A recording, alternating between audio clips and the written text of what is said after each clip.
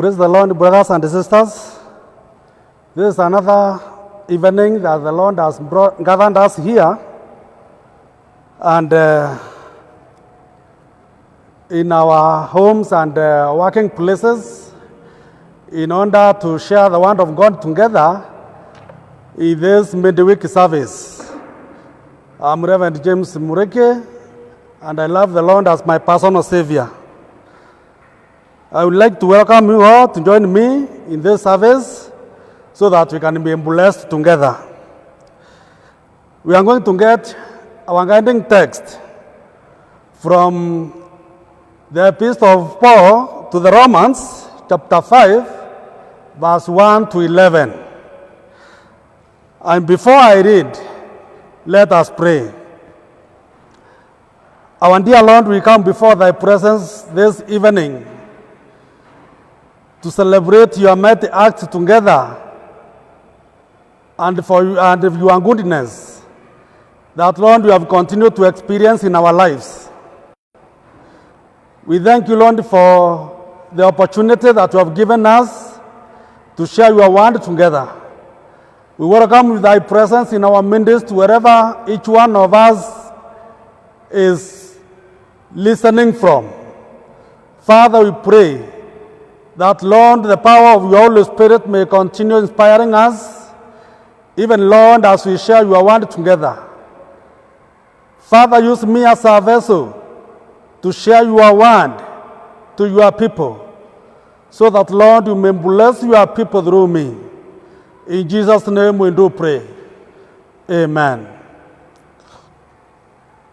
I will read from Romans chapter 5, as I said earlier, from verse 1 to verse 11.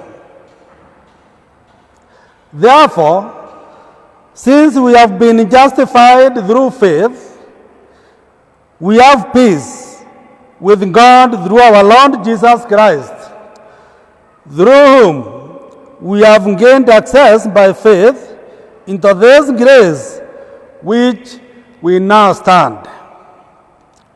And we rejoice in the hope of the glory of God.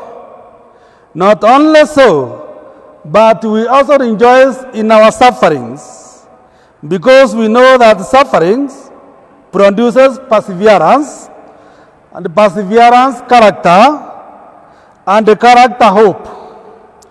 And hope does not disappoint us, because God has poured out his love into our hearts by the Holy Spirit, whom he has given us. You see, at just the right time, when we were still powerless, Christ died for the ungodly.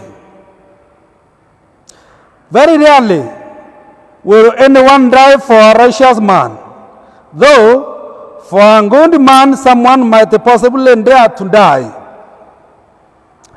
But God demonstrates his own love for us in this: while we were still sinners, Christ died for us.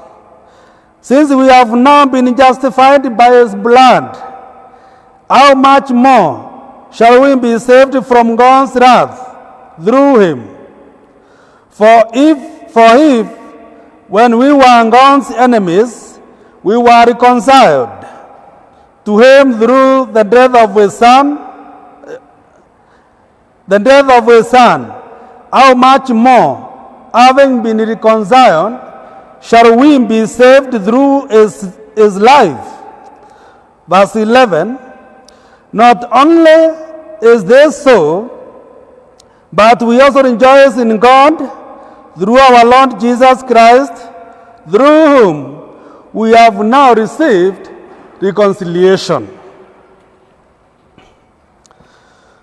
That's our text. And our theme tonight is the assurance of peace and reconciliation through Christ. The assurance of peace and reconciliation through Christ.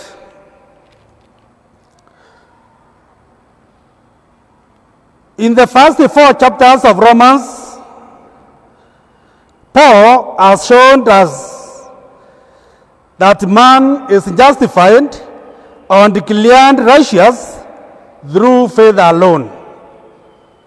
If you read from the first to the 4th chapters of Romans, you will get that, where he explains about justification by faith. Now in verse 1 that we have read, Paul says, therefore, since we have been justified through faith, this means that he already has explained about justification by faith in the previous chapters. That's why he is saying, therefore, since we have been justified through faith, we have peace with God. Paul is telling us that after the justification by faith, believers no longer live in a state of hostility with God, but in a state of peace or reconciliation with God. Last week we were celebrating or commemorating the suffering, death, and resurrection of our Lord Jesus Christ, who gave his life as a ransom for many. That is, he gave his own life in exchange for our lives, in order to bring reconciliation between God and mankind, a reconciliation that brought us peace with God. Human beings crave for peace, or crave peace in all areas of their lives, but the ultimate peace is that which we enjoy in God, within God, and which comes through Jesus Christ our Lord. Brethren, the ultimate peace will never be found in our spouses, in our wealth. Having financial independence does not guarantee you even peace of mind, peace of body, and peace in your family or even in your soul. Your status in the government or in the community or society does not qualify you to have peace with God, but only through salvation. A harmonious relationship with God naturally leads to inner peace. That is a peace with God. As soon as we believe, we are justified, and as soon as we are justified, we have peace with God. This is the lasting peace that nothing or nobody can remove. Those who are justified have obtained personal access to God. We cannot enter into God's presence, brothers and sisters, by our own merit. But through Christ, we have been brought into the presence of God, where we are supposed to stand firmly with absolute security and confidence. In other words, through Christ, our future is certain and secure in God's hands. Where else can we find such a security that we can find in our Lord Jesus Christ?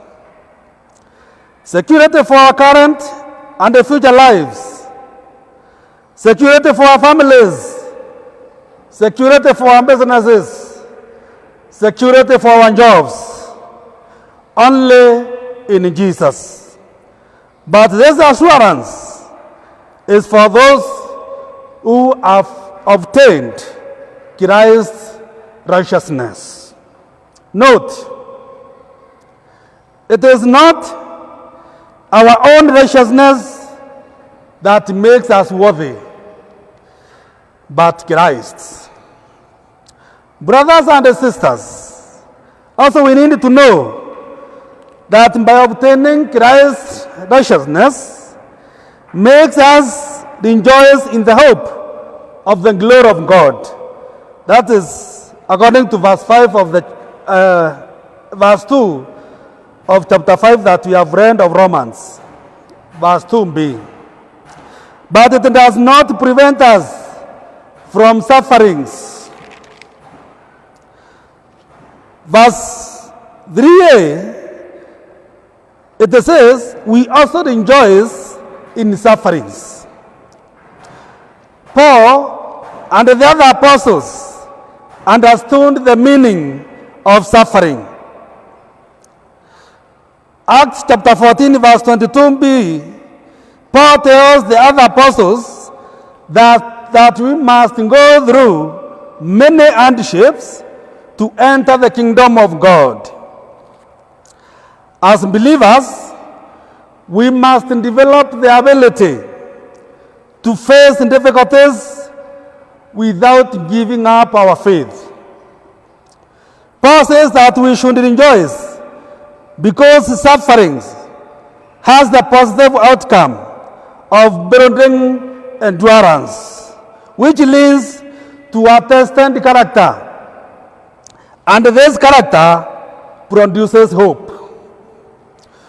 We must continuously put our hope in God despite our sufferings, because He will fulfill His promises regarding our future. It does not matter what you are going through at the moment. The pandemic is there, COVID-19, which has caused all things to stand still all over the world. We are all crying because of the things that we are facing, because of losing our beloved ones, and many other things that are taking place due to this pandemic. Many have lost jobs, businesses have been closed down, and many other things. Even most of the families are not together right now. But we must put our eyes on things to come and the hope of a better future when we will share in God's glory. Brethren, this hope brings an unshakable joy. This hope brings an unshakable joy. The day is coming when you are going to recover everything, all what you have lost. Trust in Christ. The hope that we place in God and in His promises does not disappoint us. Do you have hope in the Lord? You will never be disappointed, my brother, my sister. That was the word of God tells us. That is verse 5 of Romans chapter 5. God has already fulfilled our hope by giving us the Holy Spirit. The presence of the Holy Spirit in our lives makes us aware of the love of God. And this love gives us the unshakable assurance of things to come. This brings consolation to those of us who are going through difficulties or sufferings in their lives. Those who are going through illnesses that have no cure, anger, trouble clashes, especially the areas that have been affected by bandits, Kapendo, and the areas of Baringo. The Lord is going to restore everything. And even other social evils that are taking place within the society. Paul understood suffering, and he was writing out of his own experience. He says that perseverance makes our character stronger and more mature. It is true. The more we experience difficulties in life, I can use the word, the more our shock absorbers become strong. Through perseverance in times of suffering, our faith is tested and made firm. By the death of Jesus Christ, God truly demonstrated His love for us. Christ died for us so that we can come to God and can avoid His wrath. Verse 6 here says, when we were still powerless, Christ died for us. Here, Paul means that we had no power to overcome sin, no power to obey the law. We had no merit in ourselves, and we were powerless to save ourselves.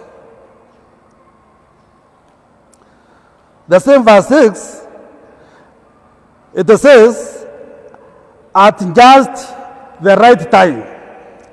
That is, at our highest point of hopelessness, God demonstrated His utmost love by sending His Son to die and reconcile us to Himself. God has demonstrated His love by putting us right with Himself. Brethren, we have received reconciliation with God through Jesus Christ. Hakuna kizingizio tena. Hakuna kizingizio sasa. The Lord has already shown us the way, and we have to extend the same to other men and women. Christ is calling you to reconcile with your parents, your spouses, your own friends, your boss, your children, and others. You can't claim that you have peace with God, whereas you have no peace with other people.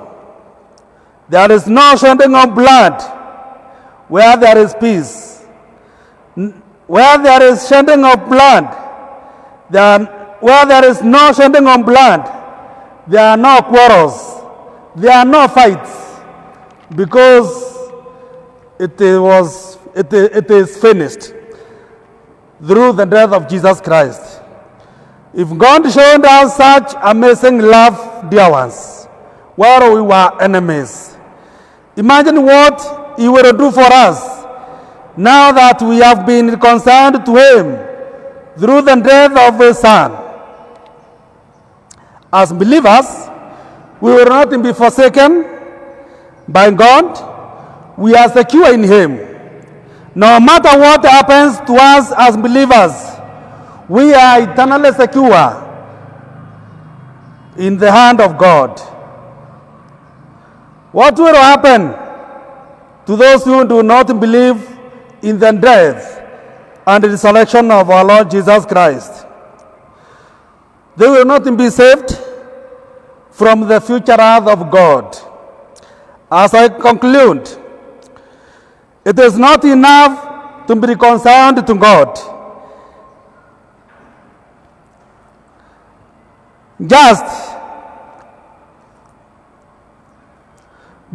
But we must remain reconciled.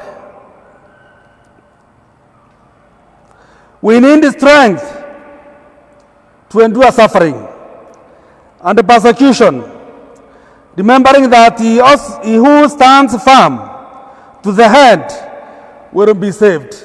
The Gospel according to Mark, chapter 13, verse 13. Brethren, we need to grow in grace and faith, resurrection, and the eternal enjoyment of the presence of God are the end of all things for those who believe in Him. In the name of God the Father, God the Son, God the Holy Spirit, let us pray. Our dear Lord, God of reconciliation, we thank You for offering Your only Son as a ransom for many in order to reconcile us and You. Almighty Lord, all thoughts of truth and peace proceed from You. Set us free from anxiety and restlessness in this life here on earth, and give us your peace and power.